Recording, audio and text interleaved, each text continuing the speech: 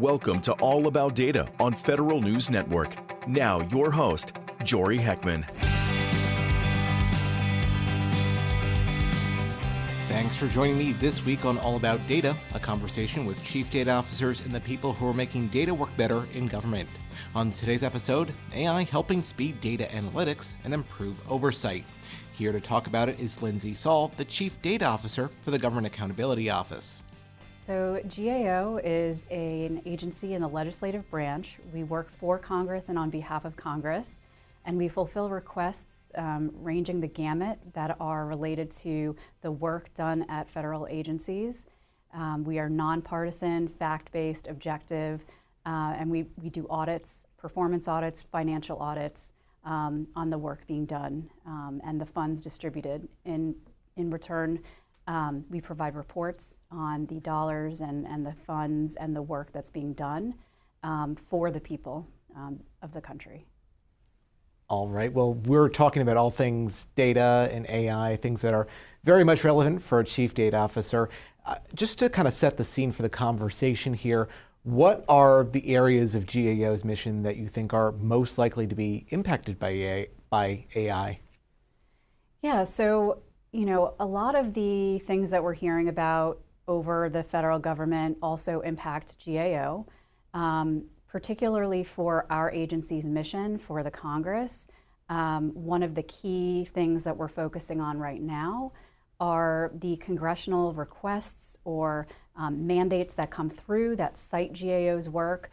There are opportunities to make these searches more efficient and allow our staff to be more productive. So we're really focusing on those legislative mandates, seeing where we hear GAO's name or work cited by any of the congressmen or women. So that helps expedite our work with audits. The other place is that we're really leaning into right now is with the Federal Audit Clearinghouse, the single audit. That's been a really keen interest in our innovation lab at GAO. And we've been able to create an app or tool to help our auditors be able to search for information that they need for their own audits more efficiently. And there's many other projects. Those are the two that are really focal to our mission right now. Yeah, well, can you expound on that last one, the Federal Audit Clearinghouse, and what GAO has been able to do with that and where they'd like to take it going forward?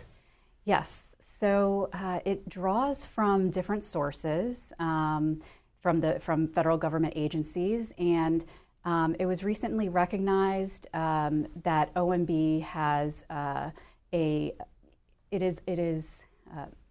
OMB is mandated to review the Federal Audit Clearinghouse and make sure that the taxpayers' dollars are being used wisely for non-federal agencies and the like. So it combines all of these audits into a single database. So there are hundreds of thousands of lines of data in this database that we have been able to create an application for. But it is just an enormous amount of data. And so what our data scientists, our lab analysts have been able to do is compile this data and using generative AI to really sort that data and summarize that data in a way that makes sense to the analyst and auditor community, and to be able to assess criteria, condition, cause, so that the legwork, the upfront legwork that is required in the audit process is done a lot easier and more efficiently. Mm-hmm. And tell me more about this innovation lab. Obviously, that seems like a place that would be getting its hands dirty with this kind of fast evolving technology.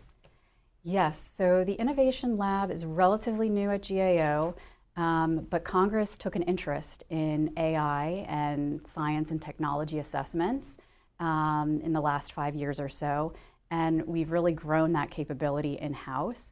And so the Innovation Lab houses data scientists, analysts, economists, and works very closely with a lot of the mission teams, particularly the Applied Research and Methodology mission team that helps support a lot of the work that they do.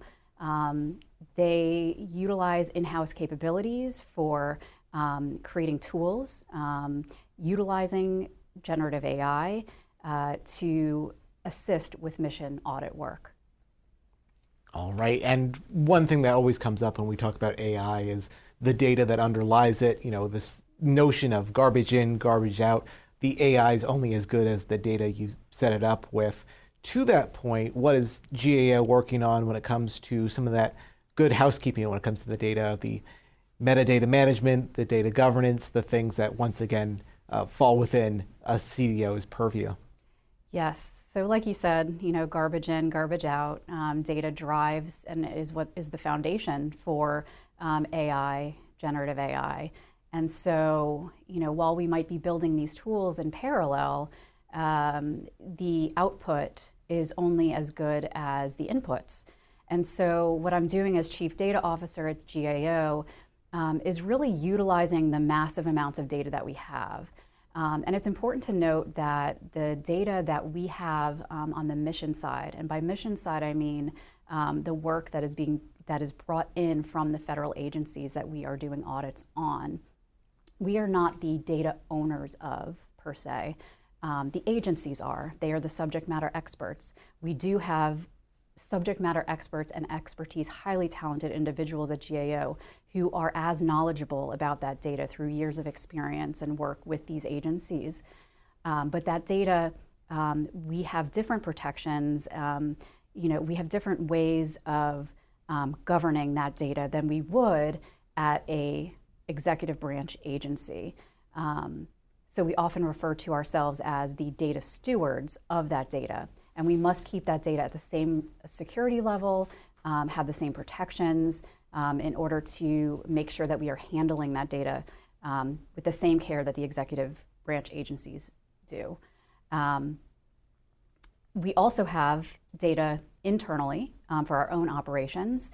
An example of this is with our employee survey data.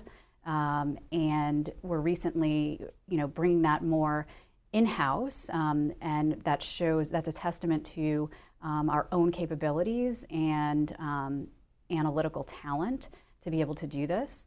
And so part of that requires data governance. And data governance, as you probably know, Jory, it relies on technology, people, and processes. And so while we've been managing our data for many, many years, on the mission side, often by design, it is in silos. We have to keep each engagement separate. They are usually extracts specific to that specific audit, and you don't want to mix it with other data. On the operations side, there are opportunities for cross-pollination, for merging data sets. We're also looking at merging data sets in the mission side. By merging, I mean finding common data elements or areas where different mission teams might be utilizing similar data. And so those things are being discussed, and it requires bringing people together, the data stewards across the agency, the data custodians on the technical side of the systems, to come together and determine roles and responsibilities. And so we're standing up various governance councils and governance boards with various stakeholders at different groups, and trying to make sure that decisions can be made at the lowest possible level before being escalated, but creating a framework by which to escalate data issues within the agency so we do things more efficiently and productively. Yeah, it seems like there's always that two-sided nature to the data, is making sure that it's used properly, that it's used in the right context, but also that inherent push to make data open by default and making it accessible for this kind of emerging technology. There's a lot of things in play simultaneously, and I think it's important that those governance councils are making those calls. Can you tell us a little bit more about how those councils kind of make these decisions, and going back to what you were saying about these common data sets, understanding who the stakeholders are in that data and how they use it, how all those deliberations go down? Sure. Well, I'll start with the part that you said about the common data sets. So a lot of times there are publicly available data sets that agencies host their data on. There's also data.gov that's taken many years to curate, and that multiple audit teams may be using. And so the audits require data reliability analyses to ensure that the data integrity is upheld, that there's data accuracy and data quality. And sometimes, we make recommendations regarding those things to the agencies in our audit. But the work that we do, when and if it can be reused in other audits over the period of time that data is retained or that we have access to it, that is really what we're looking for. But within the confines of the law and the contracts and expectations that we have with our partnering agencies. All right, and then going back to those governance councils, can you maybe take us more into the step-by-step how they make these deliberations and how ultimately those decisions are carried out? Yes, so yes, let me get back to that point of your question. So these are groups that come together. So we stood them up in July when I first came to GAO. We started with the lower echelon group, shall we call it, the Enterprise Data and Analytics Working Group. And it consists of middle management level assistant directors and or their delegates that come together. They are representing teams across the agency. So we have all of the mission team, the 15 mission teams, anywhere from Homeland Security to defense capabilities to the information systems mission team and science and technology. We also have on the operations side of the house, we have information technology. So the CIO's organization has a seat. We also have field operations and infrastructure operations. So the people who deal with building capacity and infrastructure, as well as FIMBO, which is a financial management and budget operations group. So there, you see that it's the gamut of business functions and mission functions across the agency that are represented here.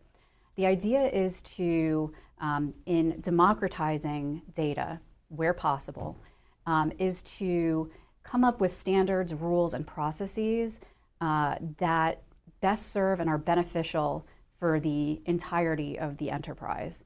And so doing that, it requires the hard work and the patience and enduring nature of people coming to these meetings, putting their enterprise hat on for a minute, getting out of their silos, listening to the issues that come up, and then making decisions. So we do have voting members. So each team has a vote, and once those decisions are made, it's by majority consensus. Once those decisions are made, they're written into documentation or guidance, and I'm developing a SharePoint site with CDO initiatives that will host all these decisions and inform people. There's already a bunch of guidance that GAO already has before I've gotten here, and so I'm just adding on to that great body of work that's been done and trying to create some more formalization around processes, roles, and responsibilities that people are already doing and providing that clarification. Yeah, and can you expand on this idea of democratizing data? Because it seems like an interesting concept. Yes, so by democratizing data, we are talking about different standards and data quality standards that may apply to multiple groups. There's value to be gained because data is a strategic asset, as we know. There's value to be gained at the corporate level if we can figure out where those commonalities are. And there's going to be a reason for certain silos. And so we're not taking data from a group and publicizing it and making it available to others willy-nilly. Data needs to be looked at, used, and retrieved on a need-to-know basis. But where those commonalities exist, that's what we mean by democratizing. And so those are the careful and nuanced discussions that we have across the representatives in the room. And I forgot to mention, so that is the lowest echelon for the working group. When decisions can't be made there, it will be escalated to a higher group. And we have a data governance council that will be held by more the managing directors. a smaller group of individuals. The idea is that the trust and empowerment is in the lower level or the mid-level managing directors or assistant directors to be able to make decisions. If those can't be made, or there's some weighing in that upper management needs to get involved in, then we raise it to that level. And so that's how the data issues get escalated. It occurs to me that everything you've been describing up until this point really does seem to be in service of the Evidence Act, that these are, data as a strategic asset, making sure that these data decisions are made at the lowest possible level. These really do speak to the core of that legislation, and the implementation of it so far seems to really be in spirit of that legislation. Can you just maybe speak more to what you guys are doing on that front when it comes to all things Evidence Act? Yes, so I really like how you said in the spirit of, and that's really the embodiment of what GAO really tries to do, particularly with the Evidence Act. So we try to help organizations by having whatever information that we produce, so the congressional products, we post that on our website, on gao.gov. So anyone can really search for the reports. These are taxpayer dollars, going into these audits. We want to make sure that the quality of the work and the nature of the work that is being requested by Congress is out there for the public to retrieve and review. Also, internally, we are trying to make data more transparent and visible. That's one of the first lines of effort in our data strategy at GAO. And so that means that certain metrics that one business unit might have that other business units might benefit from or might not be aware of before, will be able to do their business work much better by making their data more visible. And so that's a whole line of work that we're working on as well. Yeah. Going back to this being a team effort here, we've seen a lot of CDOs take on a collaborative role with the rest of their C-suite, the Chief Information Officer, the Chief Technology Officer, all of them working together on all of the people, process, technology pieces of all of this. And I imagine GAO is really no exception here, whether that's conversations with the Comptroller General or what have you.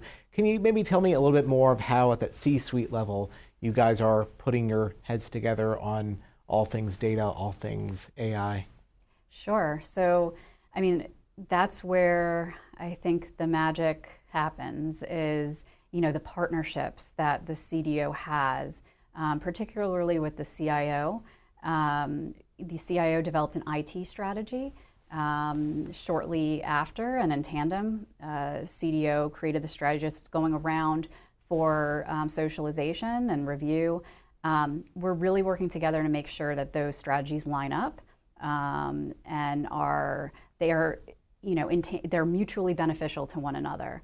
And so part of that is also really breaking down some of those barriers between staff to understand that we're all in this for the GAO mission, which is to serve Congress and the American people.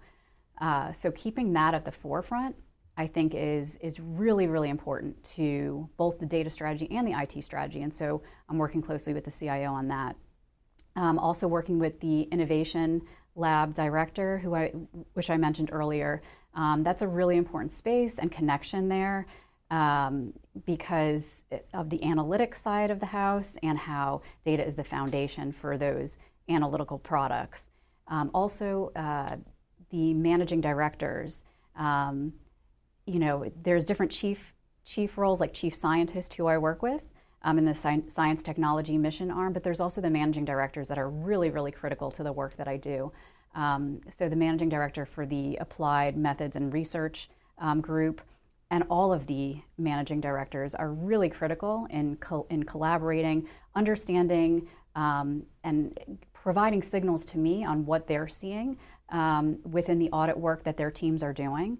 That's been hugely important. And one of the ways that we've been able to build up that collaboration and partnership is through the governance framework and councils and meetings that we're setting up. Yeah, clearly there's a lot going on at GAO when it comes to all things AI and data. But let's switch a little bit over to GAO's role looking at other agencies and how they are working on all of this. What have you at GAO seen as some of the challenges or barriers to adoption when it comes to AI? This is, of course, a fast-moving technology, but how are agencies preparing for it, and what are those stumbling blocks? Sure. So GAO's done some amazing work over the last 5 to 7 years with regards to AI technology development and deployment. We've even in 2019 developed the AI accountability framework, which many organizations use and follow in tandem with the NIST framework and other frameworks out there to do their work. The greatest issue we found is really with deployment. I think putting some of these models and tools into production.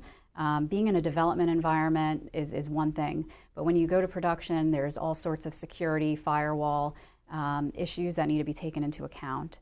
Also, inventorying, we found, is sometimes problematic across the federal agencies. Perhaps due to lack of specificity in the instructions of what the inventory should contain, or just misunderstanding on what that definition of AI is, since there is still, in some communities, some differences of opinion there.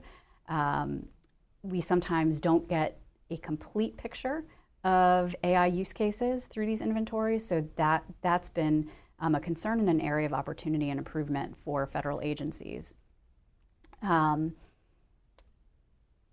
There's many different nuances and different types of AI. Generative AI is the one that's hottest and latest, in the news today.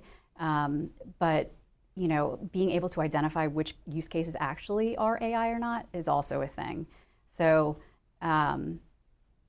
sometimes robotic process automation, or RPA, people can mistake for AI.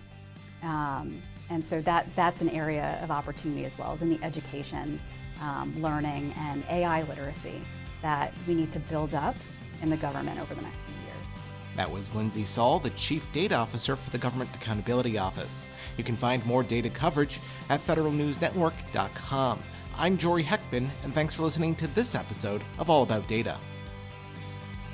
Thanks for listening to All About Data on Federal News Radio, part of Federal News Network. You can listen to this episode and past episodes anytime in your favorite podcast app. Search for All About Data on Podcast One, Apple Podcasts, or wherever you get your shows.